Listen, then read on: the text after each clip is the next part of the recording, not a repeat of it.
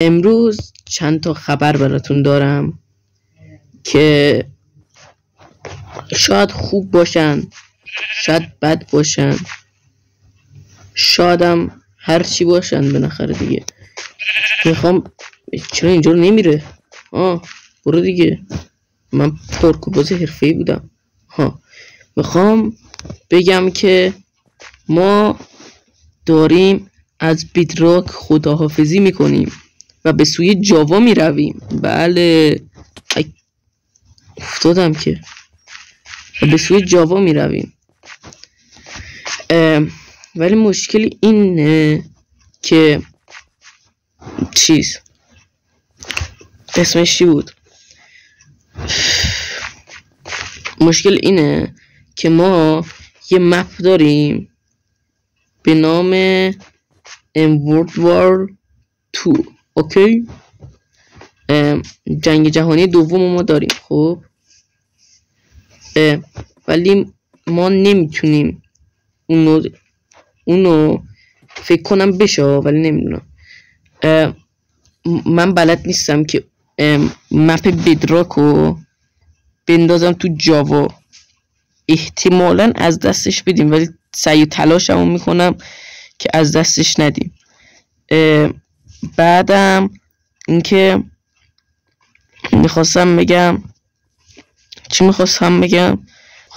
که من یه ذره فعالیتم کم بوده، به خاطر این بوده است که نت ضعیفه. بله، نت بسیار ضعیفه، این در حد ضعیفه که من یه نتو میخوام آپلود کنم، میزنم آپلود شه، فرداش آپلود میشه.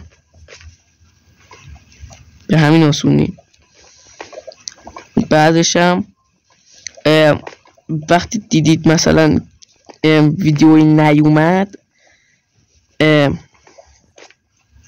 بدونید اومده ولی نیومده. اوکی، یعنی چی؟ یعنی من گذاشتم، یعنی ویدیو هست، اوکی، ولی فعلا در دسترس شما نیست. یعنی من نمردم دوستان. چقدر رومخ این اسم این پارکورم پارکور باندل چیه از اوناست. خب یه پارکور رو عکسش وای نزدیک برم مرد باید دمنج بخوره. خب اینجا میگیم الدمنجل.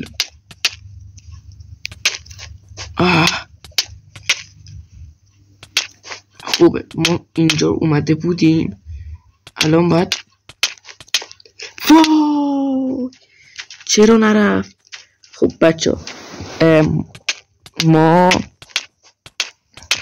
من میگم که من فعلا توی جاوا یه ذره میدونم باید چی کار کنم، که مثلا چه مودایی باید نصب کنم، چه کارهایی باید بکنم، چقدر جون داره ازمون میره، چه کارهایی باید بکنم، چه مودایی، چه شکلی مثلا آیرون فارم بسازم. اینا رو بلدم همه چیشو. یه عالمه برتری نسبت به بیدراک هم داره که مثلا یکی مهمترینشه قایق. ببینید شما تو بیدراک قایق رو میزنید و چند بار هی پشت سر هم بزنید، هی قایق مثلا دمنج بیشتری بخوره تا کنده شه. ولی تو جاوا نه، با 2-3 تا ضربه میشه. بعد مثلا تو جاوا یه برتری دیگه داره، این که چیز عکس چوبی خیلی بالاست. دیورابیلیتی میگم، اتک دمنجش خیلی بالاست، ولی تو چیز خیلی کمه توی بیدراک.